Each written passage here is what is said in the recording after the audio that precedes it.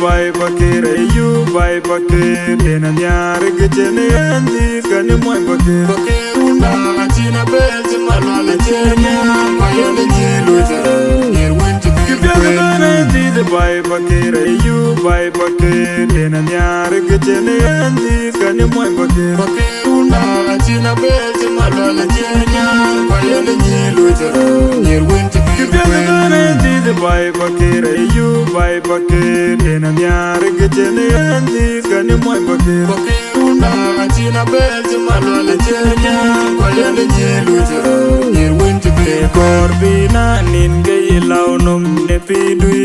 gayin tiang ro nyan golden girl bakon bir nyan wenji bide de jatu kwen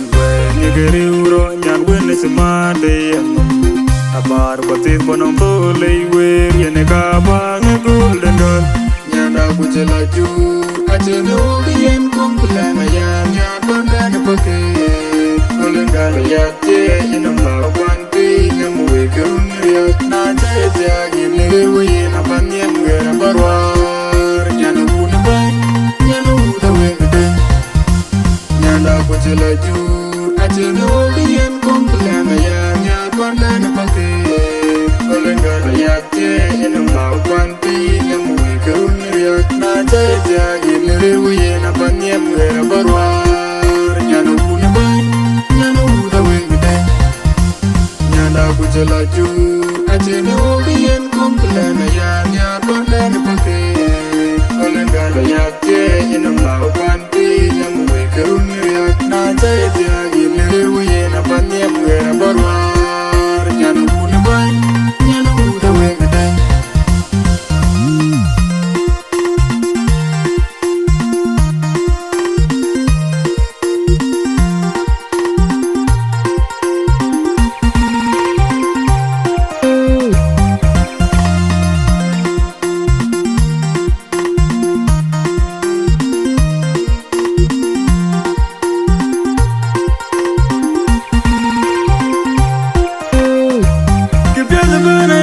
bai bakere yu bai bakere na nyar gejene andi kani moy bakere bakerunda achina belt malwala chenya bayani jilu jara yerwenchi kibana di bai bakere yu bai bakere na nyar gejene andi kani moy bakere bakerunda achina belt malwala chenya bayani jilu jara yerwenchi kibana di bai bakere yu bai bakere na nyar gejene andi kani moy bakere bakerunda achina belt malwala chenya bayani jilu jara yerwenchi korbina nin gay launum ne pidui gayin tiang ro nyan golden girl bakon bir nyan wenji bide de jatu kwen ni gari uro nyan wen smade abar batit bonom bole wer yene ka bang golden girl nyanda ko jela ju acheno yen komplana ya nya bandana pake golden girl ya te ina ma kwanti nyamu wekerun na jaya gini we na banyem gara barwar nyana una bay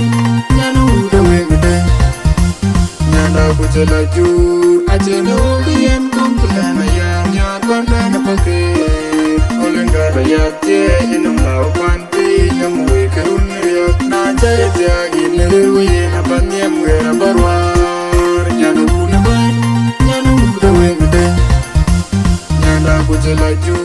acheno yen komplana ya nya bandana pake kolenga ya te ina ma kwanti nyamu wekerun na jaya gini